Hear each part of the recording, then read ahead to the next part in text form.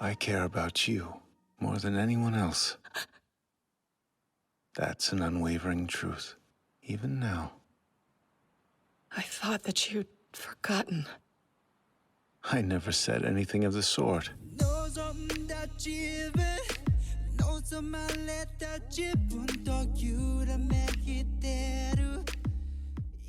Greetings once again, my friends, and welcome back to Geek News Anime Night, where tonight it's time to wrap up Fruits Basket Season 3. But not just that. A lot of people don't know this. We have been working on the Fruits Basket 2019 since 2020. So we've been chaining this all together, and then we started it up with Geek News Anime Night, and you guys get to see the Season 3 wrap-up, but we'll also get into our thoughts on the previous seasons. I'm your host, Adam Mickelson, a.k.a. Drac. I hope everybody's having a wonderful day when you're listening to this. And joining me is my lovely wife, Andrea. Andrea, it's been a long, strange trip. It's been 3 seasons of a whole new Fruits Basket series. What a long, strange trip it's been. This isn't WoW, you know. I know, and the joke is not from WoW. I know, but it's very similar. I know that it's similar. That's why I'm trying to get you to giggle there. So, and also the funniest thing is we're actually getting ready to do a vacation before we head out, because we have recorded all the episodes, and now we've had quite a little while to kind of sit with Season 3 and our thoughts on it, because all of it was brand spanking new terrain. We couldn't even say that for some of Season 2, because some of Season 2 we knew about. So that being said, how do you... being at least a month out, how do you feel about Fruits Basket Season 3? I'm fine, but Are you happy you watched it? Are you disappointed in it, or what's going through your head on it? No, I was glad to watch it. And also the series itself, because as you've said a couple of times, it's been a while since you've seen the 2002 series. So Yep. At that point, you were walking in basically blind. I'm guessing this makes you want to go watch the 2002 series, right? Probably just to see how different it is. Even though it didn't finish. Yeah, just That's like the biggest difference, is it didn't finish. It basically ended, I want to say, at the end of Season 1 of the 2019 one. So at that point, I mean, it's already... and also the tone is way different, in my opinion. The 2002 Fruits Basket is way more comedic, and in this sense, it does still try to be like a drama. It does still try to be like serious. So we have 13 episodes in this season, but we also have the previous 2. So let's just cover what did this series do right for us? that it completed. Yeah, that too. I mean, that's the obvious. That's the low-hanging fruit, Andrea. Thank you. But what did the series do right as far as you're concerned?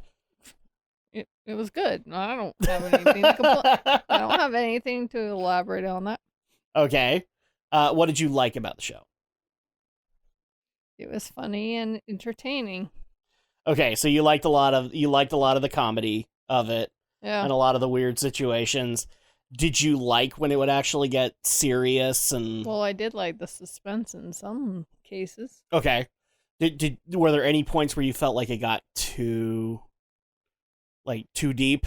Like for example, like Reen's origin. Like how she became who she was. Like, do you feel like that went too far? Like that was stuff that just was too hard to handle? No, that's just part of the suspense. Okay. So all of that was acceptable as far as you're concerned. Yeah. Okay. See, guys, this is where like getting her to elaborate it doesn't work that well. But what was your favorite character to follow out of it? Just Yuki and Kyo were fun to follow. Okay. Are we saying like the entire series or only when they were off in their separate ways? For the most part. When they were both being basically little puppy dogs to Toru. Yeah. Okay. And are you saying that Toru's not fun to follow? I mean, she is, but, eventually it's like, okay. I keep on walking her in, seeing what she'll do if I get her in trouble. So you liked being able to follow Kyo and Yuki's, I don't want to say struggle, but lives as they went on in this series. Was there a character that you didn't like following? I can't even think of one that seems like annoying as crap. See, so I know that I'm kind of bouncing into questions with you, and it's just I'm trying to get as much elaboration out of you as I can before I kind of go into my positives. But as far as like a character that was difficult to follow, speaking specifically about season 3, Akito and Ren were very hard to follow, especially since in my opinion, the payoff for that wasn't as great as it could have been. In fact, I part of me wanted to see Akito basically kick her out of the Soma estate and leave her to her own devices, but I guess Akito just didn't care and just kind of left her to her invisible soul of Akira Soma.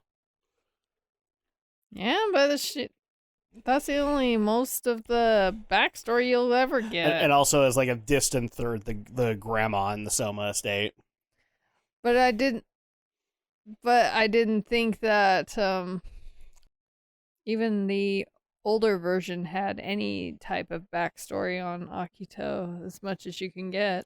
This went full on into the manga's interpretation of Akito, which was sorry. Jeez.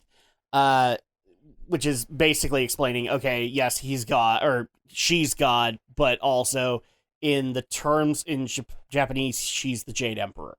So she's the one that was the godlike person over everybody. But the concept of Ren wanting a boy and thus like making Akito into a boy is accurate to the manga from what I can tell. So all of that was difficult to go through in my opinion. Also, just all of the internal struggles in the Soma estate. And I literally mean in the Soma estate. Because once you enter the Soma estate, it's like a whole other world.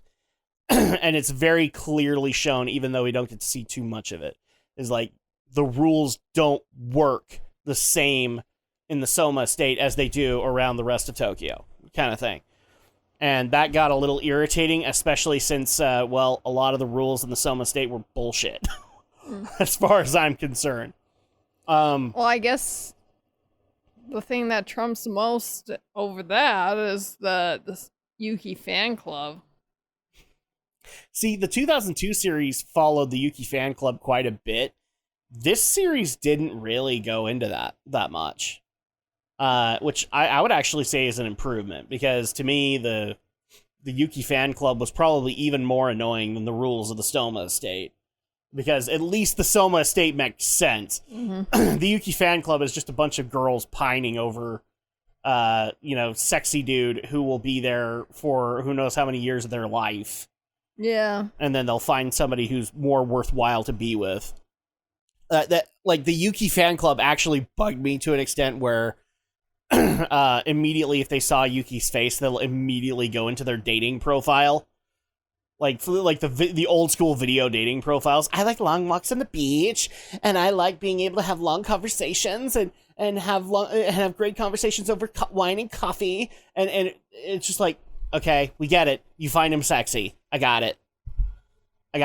But you're in school, so you need to focus. Focus. I'm kind of doing the same thing that I would do to my daughters. So that one was a touch more annoying. But yeah, the rules of the Soma estate were they were something. They were something to deal with, especially when we learned the internal conflict between Ren and Akito. It's like this tiny little war going on in the Soma estate that means literally nothing in a lot of cases, but gets blown out of proportion in a lot of ways. What is a character that you wished you could have seen more of? Ritsu. Really? Ritsu? Okay, you're going to have to explain that. Because I actually had a guess on a different character, but I'm interested to see why you wanted to see more Ritsu. Well, you've only, like, interacted with him maybe at least once, and he maybe made cameos. Once or twice in this series. Yeah. Okay. Because, I mean, even probably Reen had a little bit more than he ever did. Reen got a little bit more of a focus. I'm trying to think who got the least amount of focus in the Zodiac.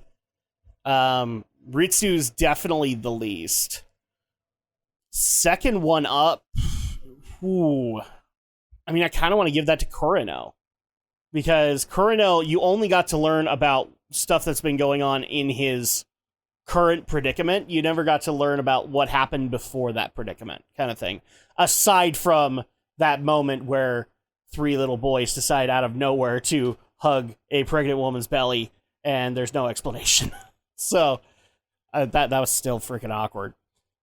Kureno's probably the second least. Because you at least have a conflict with him, whereas Ritsu's conflict gets solved very much in its own episode. Because at that point, like, he's... I'm trying to even think, like, when Akito came out as a woman, was he even in ladies' clothes? I don't think he was. Oh, towards the end?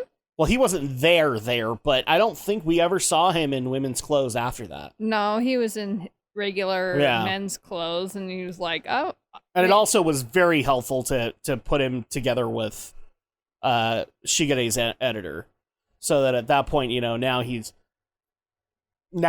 kind of more grounded, whereas a lot of his stuff he was in his own head quite a bit. That's true, but you never see him any time, like he's gatherings. Like the least, and Kureno is like the one that we don't get a whole lot of backstory, but he got a couple episodes.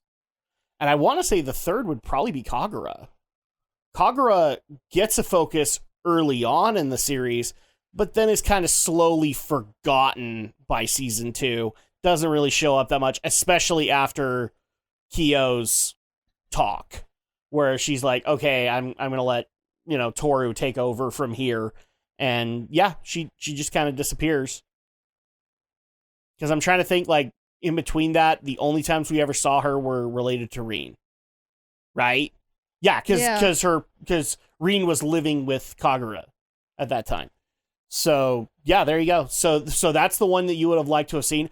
I was actually going to say Kagura just because you got to see. I thought you were going to say that because you got to see so much of her early on. And then she just kind of disappears. Yeah. Through a lot of that. Everybody else got a worthwhile focus, but she kind of didn't. Well, she had the whole little arc of her own that she's like been so fancied with Kyo, and she's always trying to get his attention and all that. So it's like, okay. And then as soon as she basically resolves that, then there's no real reason to have her out there.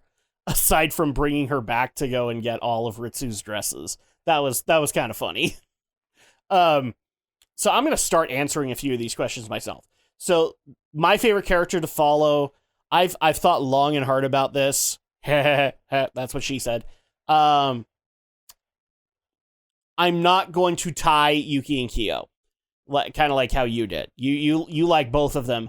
I'm going to give it to Kyo a little bit more because I don't hate Yuki, but once Yuki's conflict is solved, I mean, it's great to be able to see him move on with his life, but there was just a little bit more compelling me towards Kyo because he wasn't moving on.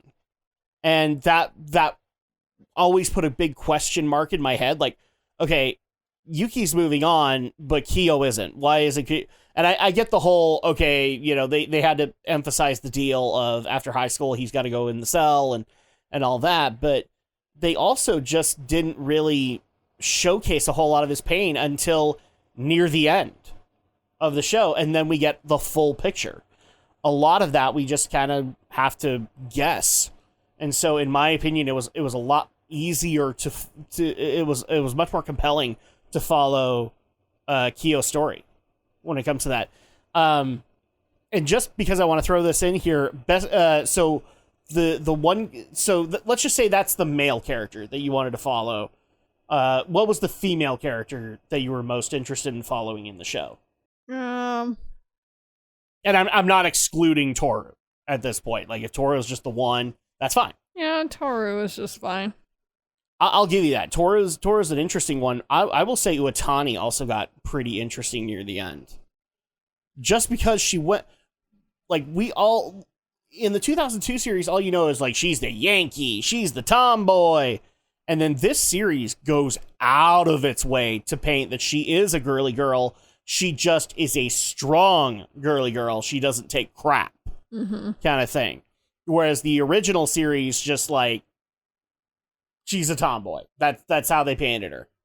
I like the one thing that I will say right off the bat that shows that this is not going in the same direction is I can't remember what episode it was. It was when they started talking about Uotani's origin, but the girls are out at the pool, and everybody's out in their own swimsuit, but I could have guaranteed you Uotani would not be out there in a freaking bikini.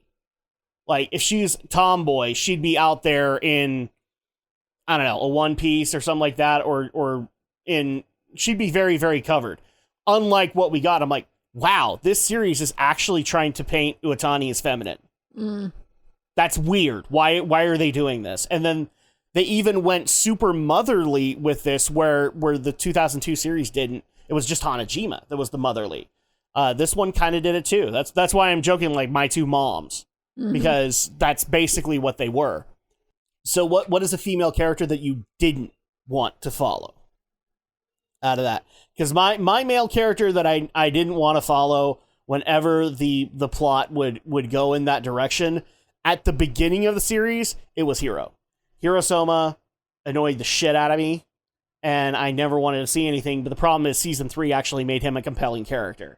So that was, I can't necessarily say that, but I will say in season 3, Shigure became very hard to follow as a male character, because like everything we know up until that point is he's the devil may care character, and then we just realize just how much of a bastard he is, and some of the weirdest shit that he's done in his life. And it actually became like, I don't want to see Shigure in this episode anymore, kind of thing. But what was a female character that you didn't want to follow when they came up? Well, definitely the leader of the freaking Yuki fan club. She was just annoying as ever. Yes. And you'd think that it would be made better when you had you didn't have the Yuki fan club girls around. You mainly focused on her, because like I'm trying to think, the last time we saw the fan club girls was probably the play, and then at that point we never saw them again. I don't think we did. I don't recall, but I remember that one episode where she was trying to confess her feelings to Yuki, and it's just most awkward thing. It's like, okay. Yeah, I'll give you that. I'm also gonna go in a different direction too. I can't even believe I'm saying this, but Rin Soma was difficult to follow for me for a lot of the latter half of the series, just because of how difficult her story is. Not only with the really messed up family, like the really messed up childhood she had, but also when we have the whole incident with Akito locking her in the cat cell and torturing her. Like it actually got like really heavy to have to deal with her, and And I like what they did with it, but I'm just saying, like, it wasn't bad. It was just hard to sit through because you didn't want to, even when she was, like, kind of doing better, it was just, yeah, she's got a long way to go. You could easily make your own anime series about Rin and probably make it entertaining, but it got hard to be able to watch all of that. Me personally, the one that I would have liked to have seen more of, I'm not going to go with Ritsu because I think Ritsu kind of got his conflict kind of solved very early on. I'm going to say Ayame Soma. Ayame and Hatori, a little bit of a tie here because this series did interesting angles with them that never, well, one of them gets paid off. The other one kind of not. Mm-hmm. Because we didn't really talk about this when we analyzed the episodes, but, Ayame gets that moment where he gets to hug his assistant and we get to see that he truly loves her and now he gets to show that to her. Hatori gets set up with the kid's teacher and they don't really do a lot with it. And what I'm saying is that I wished we could have fleshed that out a little bit more. I would have liked to have known that there was a romance between Ayame and his assistant. Mm-hmm. Like, maybe that he's, like, secretly pining. He wants to be able to hold her. Something like that. I would have loved to have seen that. And then Hatori, I kind of wanted to see that relationship unfold. Mm-hmm. Because nothing against what... Sorry, I had to adjust here. Nothing against what they did with Hatori and Kanasoma. But that romance is literally made out to be like Disney romance. Like everything clicked and everything ended tragically. But then we have this whole new thing and you had the opportunity to flesh it out and you kind of didn't. Especially when we didn't talk about this too much, but there was a scene in a restaurant where Hatori and her are talking about going on a vacation together. And she's kind of like trying to find ways out of it. And one of the ways that she finds is like, then I'd have to go and buy a swimsuit and my boobs are small and you won't like me. And Hatori is like, I don't care. And she's blowing this out of proportions and he's just kind of laughing with it. But he's like, I really don't care. Like, I honestly, I don't think Hatori needs to have that physical attraction to be. I think what's doing it in this relationship is the emotional intimacy for him. And I want to see that. Mm-hmm. Because I saw that restaurant moment and I'm like, yeah, it's hilarious, but it's also kind of cute. Like, because at that point she's like, I don't want to do this because then you're going to want to see me in a swimsuit and I'm not going to look good. And I want to see those moments where Hatori is just like, I don't care. Mm-hmm. I'm a doctor. I've seen it all. Like, I don't care. And frankly, I'm liking where this is going and there actually is chemistry for it. Am I the only one who's thinking that? Mm-hmm. Like, I kind of miss that legitimate chemistry that we could have gotten in that relationship. And that might have been really fun to do. To you, Andrea, are there any loose ends that have not been tied up adequately for you? What hasn't been tied up? Because I thought... that's why I'm asking you. In your opinion, is there something that was either neglected or didn't get a whole lot of depth, like a whole lot of explanation or anything like that you feel like you could have gotten more? Kind of like Hatori, what I just barely explained. I didn't see any other ones. Not for you? Mm-mm. People are going to get mad at me for saying this, but the curse becoming a button. That one? That one still bugs me because I like the fact that they showed the curse breaking, but it still bugs me that she's like, oh yeah, Akito could have turned that off the entire time. Like, really? You didn't have to go like downstairs and do this ritual to be able to turn it all off. Nope, he just had a button. Well, or she just had a button. Well, if she's supposed to be God, then God shouldn't. Then show it! That's my problem with this, is like, they literally had it broken off screen. Like, we get to see a bunch of these curses breaking and fraying, and that was so cool to see. And then all of a sudden, nope, boop. All right, we don't have to worry about this. Is no longer a story element. Like, are you kidding me? I would have loved to have seen Kagura's curse break. I would have loved to have seen Ritsu's curse break. Like, he's just at the supermarket and he starts freaking out because he's crying and he doesn't know why. Kind of thing. That would have been cool. And they never did anything with it. And it's just like, okay, fine, whatever. So I will say that needed a lot more elaboration, in my opinion. Because when you add a mystical element like that, you can't just take it away. Your brother's not going to like this, but I'm going to mention this because it still bugs me. Monica Magica. Oh, yeah, by the way, I'm an alien. That still bugs me. It will continue to bug me.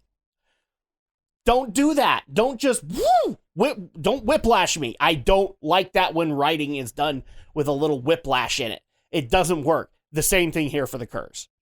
Is that, you could have easily showed, like, they showed great ways for the curse to break, but then we had the moments of like, oh, I just have to move on with my life. The curse is broken.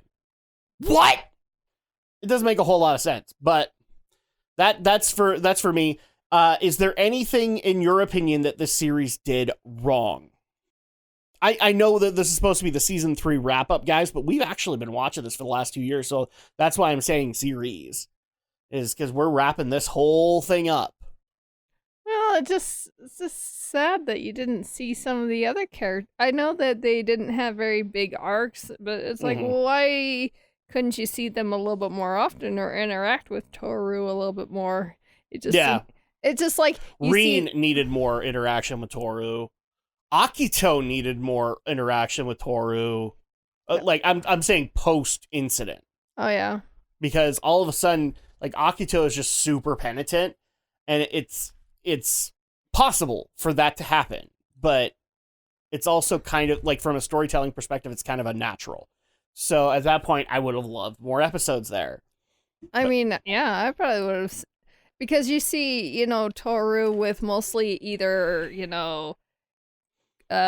with most of the majority that you see more, but then you have those that are like, you see them once or twice and then you don't see them for a very, very long time. And it's like, Yep. And plus, I wish she would have seen more about... What makes it worse is that you feel bad because there are other characters that are getting that, and you want this character. So, like, for example, I like the fact that Hatsuharu got a lot of character development in this series, if for no other reason than to hear Justin Cook play him. But I can understand where some people might be resentful that he got more spotlight than Kurano. Mm-hmm. He did.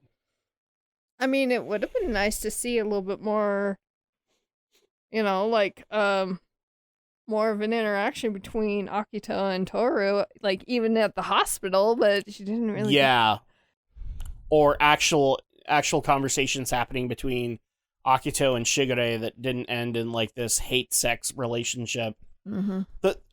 Akito and Shigure's relationship is very much like Last of Us Part 2 with What's-His-Bucket and Abby Cena. Where it's just like, I hate you! I hate you! And now we're totally banging. Like, that's how that felt. And it's just like, no, I kind of like organic character development, and this is not really. I get that some relationships can be like that, but they are just as problematic in real life as they are on a screen. And so at that point you want more. So I'll give you that. Anything else this series did wrong? And just, it's kind of sad that you didn't get to see everybody's curse break, a little bit more in depth. Or you didn't get to see Akito go down to the third sub-basement and push the button. Oh my gosh. You and your button fixation there. Because that's how they treated it. Boop. Oh, the curse is broken. So stupid! Oh, you want to break the curse? You just have to have a bowl of Lucky Charms that morning. Oh, okay. That's basically what they did. Mm-hmm. Yeah, I have an issue with that specifically. I do think that some character, I agree with you, some characters needed some fleshing out. I think Kurano could have gotten a little bit more fleshing out, because we got a little bit with him and Uetani early on, and then you don't really get to see that relationship progress anymore. They just tell what happened. It's like, really? I find it funny at the end of the series that Hanajima and what's his name, Master, I want to say Satsuke, so but that's not right. I know who you're talking about. Kyo's master. Mm-hmm. So they end up working together at the end of the series. I'm not saying they're together, they're working together. Wow, it would have been great to actually see that relationship start.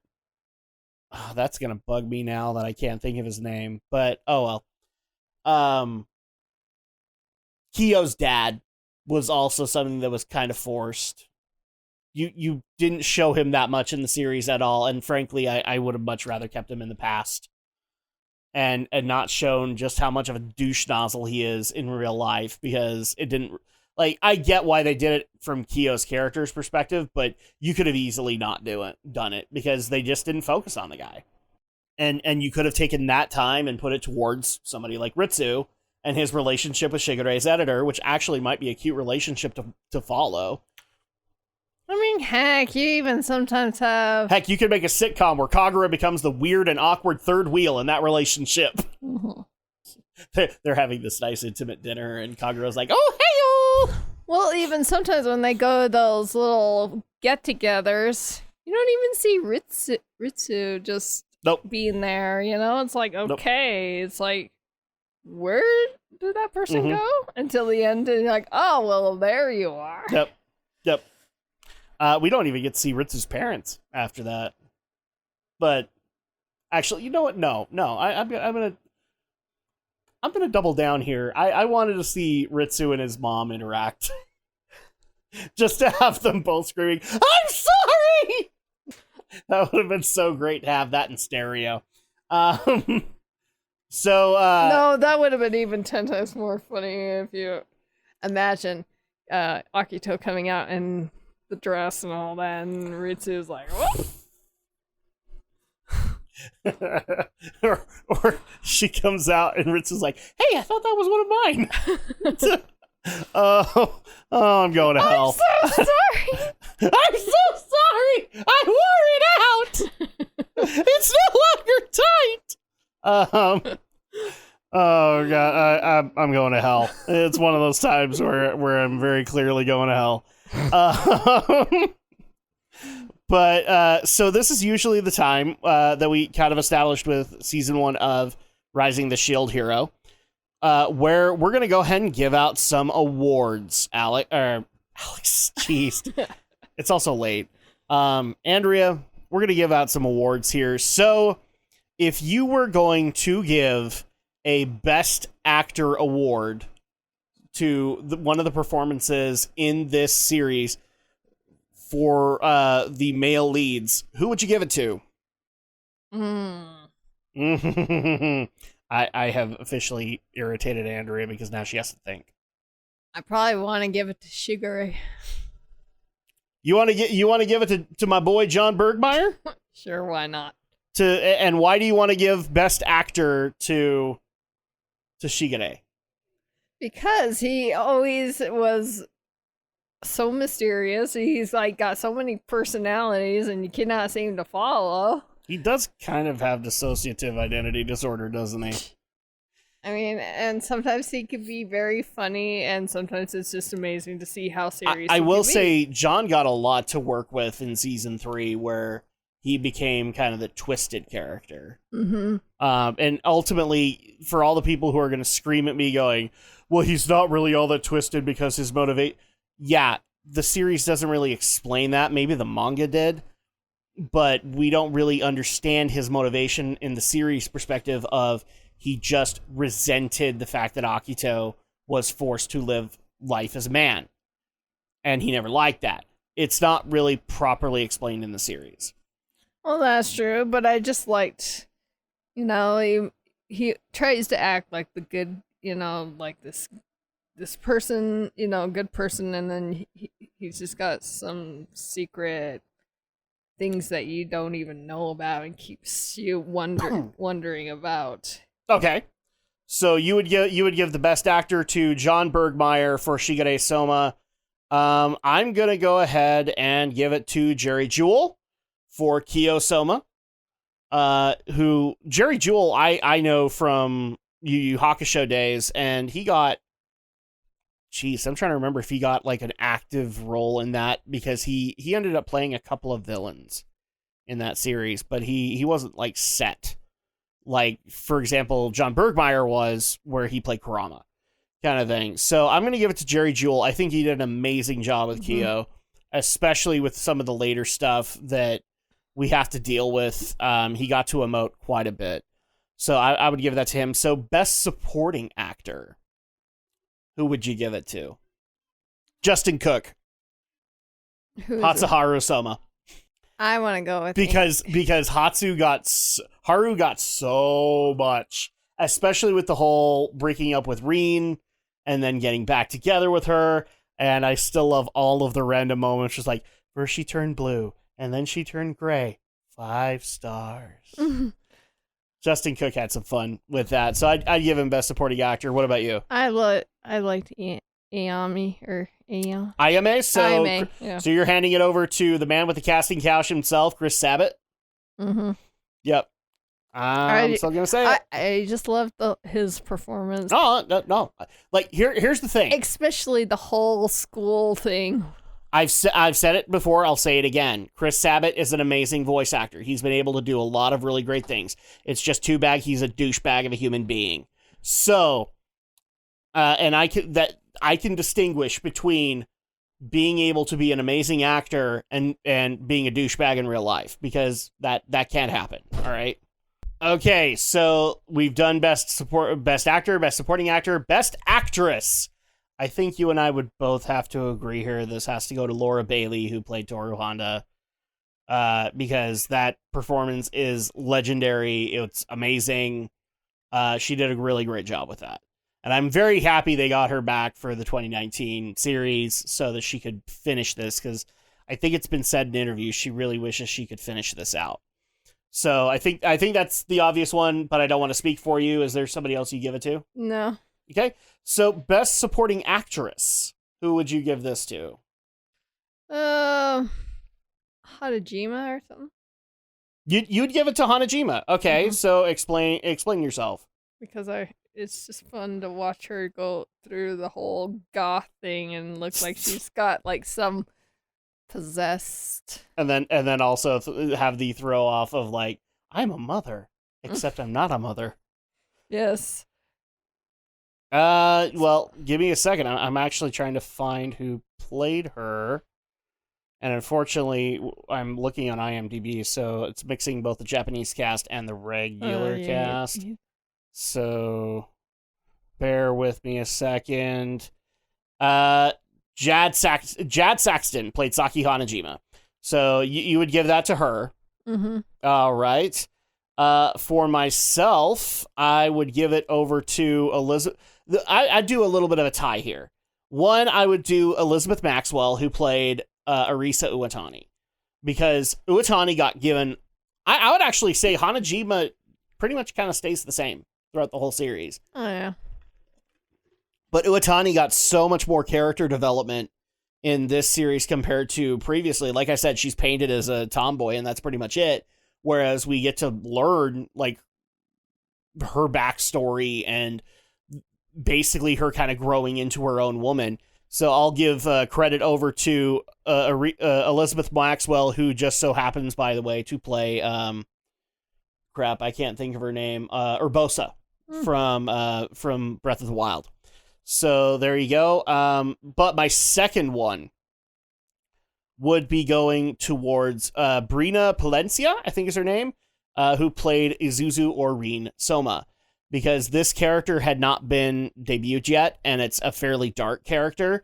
I can guarantee you that this was probably not easy to do in the booth, and especially since you have to kind of take yourself there emotionally to be able to do it. So I would also give major props, because Rin is done very, very well. It's very difficult to watch, but the performance is well done. So at that point, so we have the Best Actor and Best Actress awards put out there. What would you say, and I'm going to limit this to season 3. What would you say is the best episode of season 3 for you? Now you have to think. How dare you make me think? Mine is going to be the episode where Kyo's fully explained. Because to me that's a 2-parter, because you have the incident happen with Toru as well. But specifically, I would go with the Kyo backstory, because that was so heavy, so relatable to go into. So that would be the best episode of the series of season 3 that I'd give. I don't know how you can top that one, really. Well, I mean, obviously the way you top it is by having Toru go off a fucking cliff. So, also the curse being broken. True. If I was gonna do like a best scene, I would do Kyoko's scene, because, like, you know, my favorite episode is his interpretation of what Kyoko said, and then you get to see what happened, and it's like, oh, look, Toru's right. She didn't do that. She wanted you to take care of Toru. All right, cool. Yeah. So I'll give that. Nothing tops that whole, that Okay. pinnacle moment, really, What was the worst episode to sit through? People are not gonna like my answer. Momiji's curse breaking. There was so much more that could have been done there, and it's actually kind of hurt by the randomness of it. See, I can't. That in the box. The box was so stupid. Because I'm pretty sure there are some episodes, but they're probably not to season 3, though. Oh, so like some of the worst that weren't season 3. I'm pretty sure. Yeah, I'm limiting you to season 3. So yeah, I can't think of one that I really didn't like. All right, cool. That's totally fine. So at that point, first of all, would you recommend Fruits Basket as a series to anybody? Would. Okay. So would you limit that to just like anime fans, or do you think that this would actually be a really great gateway anime? Well, I would recommend it to anyone who would be interested. They don't have to be anime fans. Okay, so you think what I'm going for is, like, there are really great gateway anime to get you into the fandom, and so you think this would be one of them. Oh yeah, I mean, I'm not an anime fan, but... Yes, you are not an anime fan, but you are a Fruits Basket fan walking in. Mm-hmm. So that's what I'm saying, is like, you are brand spanking new. You don't know anything about this series. You haven't even watched 2002. That's what I mean by gateway, is like, you would recommend somebody watch this to show how great anime is, and then that's their introduction to the fandom. Oh yeah. Yeah, if they wanted to know what anime was like, I'm like, well, watch this. I think it's a great series. I would not recommend it as a gateway, just simply because of all of the psychological stuff that can go into it, because for some people that's not fun to go through. Like, if it's the end of the day, a lot of people just want silliness. And in some cases, like Dragon Ball silliness, some cases like Oran Host Club kind of funny business, and this one, like, it does go deep because of the abuses that Akito put upon a lot of the Zodiac members. So, and then finding out about Akito's own abuses and all that. So it's not necessarily one I would give a gateway to.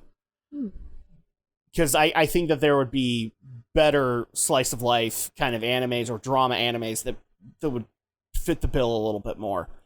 So, but I would recommend this. Out of 5 stars, what would you give Fruits Basket season 3 and all? Well, we'll just do the series itself. So what would you give Fruits Basket as a series? 4 out of 5. 4 out of 5. Okay, so why does it not get 5? Well, there could have been more explaining on the curse. You mean that we could have actually gone down to the 4th sub-basement and actually pressed the button? Not just that, but... Sorry. Correction. 5th sub-basement. some of that stuff just seemed like it happened so quickly and glossed over. It's like, really? Well, there are some people that got it a little bit more explained. Why not everybody else? All right. I'm gonna give it a 3.5 because while I do think that yes, the curse was a bit there were a couple of things that were not as well fleshed out as they could have been. And for all the people who want to say, well, they were following the manga, I'm pretty sure the manga is more fleshed out than this. And so at that point, and if it's not, then this would be a wonderful time to expand on it, kind of thing. Like, we know what the end result of IMA's relationship with his assistant is. Wouldn't it have been great to be able to see, like, a day in the life of their relationship without guests? Mm-hmm. Like, you could have easily done that. And like I said, with Hatori, given that he's probably one of the more tragic stories in the Zodiac, being able to see, we don't get to see him be happy. Well, fuck that noise. I want to see him be happy, damn it. Especially since the reason he's happy is because, well, Shigure is kind of a douche, but it just so happened that he made Hatori happy this time. So at that point, I'm going to give a 3.5. I do think that the overall... One of the things that kills it for me is the overall breaking of the curse, and also the unnecessary origin of the curse. And like I said, a lot of things that were left unexplained. What? As well as including the end, being able to see Kyo and Toru's family. What? Watching the origin of the Yeah, I didn't like the origin of the curse. I think you could have easily just left it at folklore. I literally looking back on it, I do not think that scene delivered anything of worthwhile value to the series. You could have easily, and what I mean by that is, did you need to tell the story? No. You could have easily left it folklore and it would have been just fine. By presenting it, did you give something of even more value out of it? No, I don't think that was the case. So what? People could just think that you can skip the origin and it doesn't hurt anything. And they will always remain hateful of the cat when the cat really didn't do anything except be. Well, some people do like that kind of stuff. The only thing that I think that was interesting speculation out of it was the origin of the second form of the cat, which was like the fact that the cat died in the middle of the banquet. Okay, well maybe that's what the second cat is like the death aspect. I like that, but the rest, like, I don't have to know that to think that the second aspect of the cat is cool, kind of thing. So 3.5 out of that for me. With that being said, we have a movie that is coming out, which is actually going to go into a little bit of backstory that you and I kind of want, which is Kyoko and Katsuya Honda meeting each other, having Toru, and learning all of that. So with that being said, does seeing season 3 make you want to see that movie even more? Yeah, I would like to see. Yep, I agree. We might have to do a Geek News Movie Night on that and properly give it some credence. And season 3 does offer a lot of excitement to it. Is it even out, or is it? It's out in Japan. I think it got a limited release here, but I don't think it's like on streaming services yet. So we'll have to keep in mind when that comes out, and then we'll probably do a review of that. But once again, I would like to thank you guys for joining us on this journey, even though it doesn't seem like I know that we're mixing the whole series into the third season, but we also did videos on the previous seasons, and we've also said we'd go back and properly critique season 1 and 2 and go episode by episode. So that's definitely something that can happen. So that's why I think it's worthwhile to do the complete series. I'm glad that we watched this. I think it was a great current anime to start with. But I'm also equally excited for what comes next for Geek News Anime Night, because that is season 2 of Rising of the Shield Hero, and we get to see the story continue, even though we now know, unfortunately, that the person who played Naofumi was replaced, because Sadly, the actor who played Naofumi in season 1 passed away. So we'll have to address that when we actually get into season 2 and whether or not we like the new Naofumi or not. But overall, didn't he do most of season 2? From what I understand, according to Alex, he got kicked out after, like, he didn't even come back for season 2. Oh. Because he was too busy dealing with his colon cancer. So they basically, from what I understand, found a sound alike for him. So we'll have to see if that's the case. But thank you guys so much for joining us on this journey. Thank you guys so much for being able to enjoy this series with us and being able to go through the ups and downs. We really do appreciate it. Once again, thank you also to the people on the RSS feed, as well as to the people on YouTube. I know that you guys are kind of getting the short end of the stick here, but we do actually appreciate that you guys are watching the videos and enjoying the podcast just as much as the RSS feed is. So we appreciate all of that.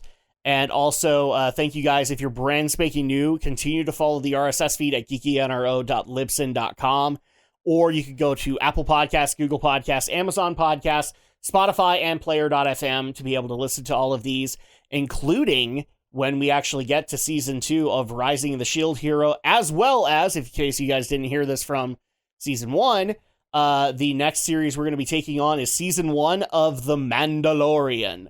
So you guys can look forward to that very soon.